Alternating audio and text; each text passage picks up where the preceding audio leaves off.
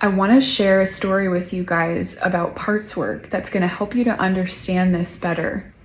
Instead of just theorizing, sharing the theory with you or teaching, kind of from an up here kind of place, I want to give you the story because this is going to help you to understand how primary protector parts can become exalted within the system. I speak about this often. It's basically where when you unburden a primary protector from the extreme role that it has had to play within the system, the internal family, what you see is an exaltation. What you see is the natural expression of that part. So when we integrate aspects, it's not like they all just blend into one and we become the color brown. We become like a stained glass window, a mosaic, a multi-dimensional, tapestry with colors, and every aspect of our being has a specific role and a specific flavor of energy that they provide. Now, with this integration comes choice and free will of being able to utilize these energies instead of simply having our lives be unconsciously driven by these parts that are reacting to core vulnerabilities. So I got permission from this person to share this story, but I'm going to keep the details vague enough that, there will be no way that you can identify who this is. So in the session, we were working with the fact that this is somebody who's had a lot of physical conditions, a lot of body pain, a lot of infections, and the type of infections that they've also had are a pretty good indication of a lot of scapegoating, kidney infections, UTIs, these are all boundary violation. These are all scapegoating, and you will see huge internal polarization with people that are struggling with chronic conditions and pain in the body. It's all a physical manifestation of the emotional trauma and the psychological trauma that had nowhere to go. Now, with this person in particular, it was a very interesting case because growing up, the only way that she was ever able to get rest was if there was something physically wrong with her. So emotionally speaking, there was no room for her negative emotions. And it also just wouldn't have been enough to just need to rest, have an off day. Every single thing was pathologized, and it all had to come down to some physical thing. That was the only way that she could get actual rest. So as an adult, this is somebody who has a really hard time resting, and the body literally having to take her out just so that she could rest. So as I'm asking her to connect with the aspect of her that was desperate for rest, but felt like she couldn't get it no matter what we found was this. First of all, when I had her do that, she was like, this is just me. Like, I don't have any separation from this part. It's me. And this is what we call blending. When it feels like you are so identified with an aspect of you, it's become so primary that you don't even know that it's like when you tap into that energy, you kind of lose the larger body of consciousness that's there.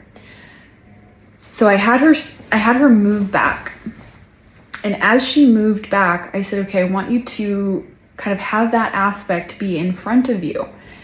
And from this place, to see what you notice. What she told me is, I can see two parts. One is like this part, she's wearing all these costumes and she's got this clipboard and she's like frantically trying to solve this impossible math equation, which is, how do I get rest? In a lose-lose situation, like I said, where the only way for her to get rest is if there was something physically wrong with her, that was where that math equation would always lead to.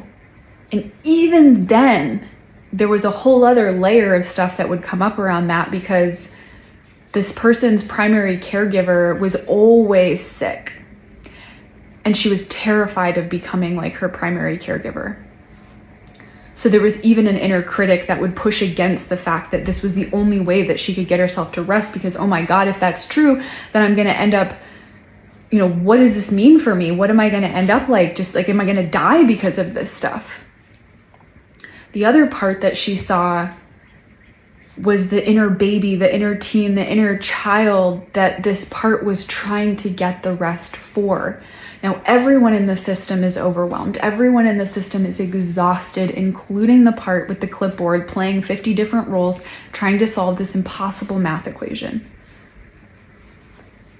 So as she stepped back and was able to see this, I asked her within her mind's eye to simply grab the end of that clipboard and to try to catch the eyes of that primary protector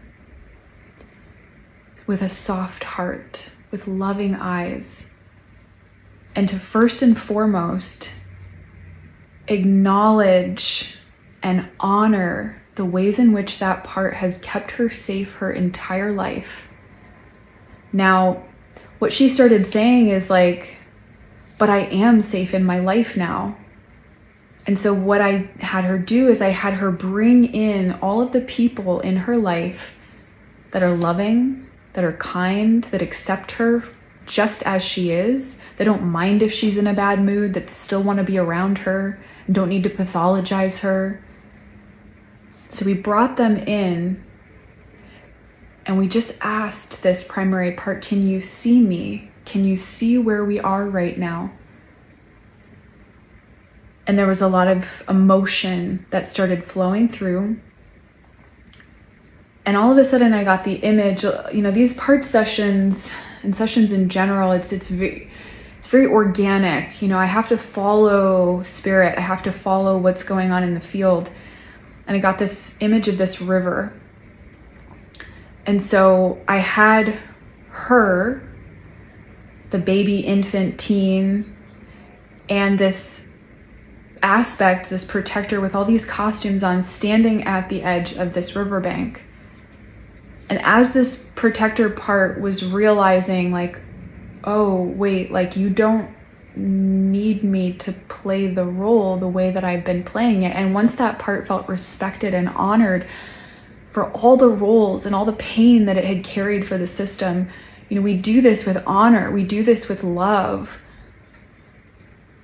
It was willing to begin to take these costumes off. So one at a time, this part started, taking off these false roles that it had to be in just to survive. And I had her tossing them into the river. And the moment that the clothing, that the costume touched the water, it would dissolve immediately. We were doing this process for a while, and then we got down to one final costume, and it was a nurse's outfit. It was the one that had to make something wrong with her just for her to get this much of her needs met, this much rest, for it to be valid, what she was going through. And once, it was this final costume, I had the client open up her angelic wings and wrap them around the infant, the baby, the teen, and to show the protector, I have what you've been protecting, and they're with us, they're with me now. And if you can see that, and if you know that, would you be willing to remove your final costume? And she did. And when she removed that final costume and she tossed it into the river, I was so curious, what is the final robe? What remains? What is the core essence? And at first there was just this brilliance, this bright light that was coming in. And I had her place her arm around this protector part that had been protecting her whole life, to see, I've got you now. You don't need to do this anymore. And what happened was incredible. Because in that moment, this light bulb went off. And she goes, I have struggled with executive functioning my entire life, just being able to take care of life on a day-to-day basis. How in the hell could that protector part even focus on executive functioning when it was dedicating all of its energy simply towards survival and getting the tiniest little bit of rest possible? Once this was brought in, unburdened from all of the roles that it has had to play, and it knew that the vulnerability that was activating that part was home and being taken care of, it clicked. And she goes, I know what the true role of this part is. It's really good at managing tasks. It's really good at seeing all the different layers of things and organizing them. This part now wants to help with my executive functioning in my life. If it's not dedicating all of its energy towards surviving, it can dedicate it towards actually taking care of me. Now, this is integration. This is exaltation. And what's incredible, the last little piece here that I just want to say, is that these primary parts are essentially, that kept us able to survive, are essentially like a Band-Aid on a broken arm. And what got us to survive ends up hurting us into adulthood because it's operating from imbalance, and it's operating from emotional content that's not actually being dealt with directly. It's being dealt with indirectly by the coping mechanism of the protector part. Meaning that what was once helpful to our survival is now detrimental to us being able to thrive. And no part within a system, within your internal family system, ever wants to do anything that's actually harming you. So once it realizes that there's an alternative, once it realizes that you are now in a different space where you are actually safe, it's happy to shift and exalt into a role that actually helps the system instead of hurts it. Of course, that was never the intention. The intention was pure. The intention was to survive. But through processes like this, we get to go beyond survival and into really, really living beyond unconscious fragmentation and into embodying the wholeness of who and what we really are.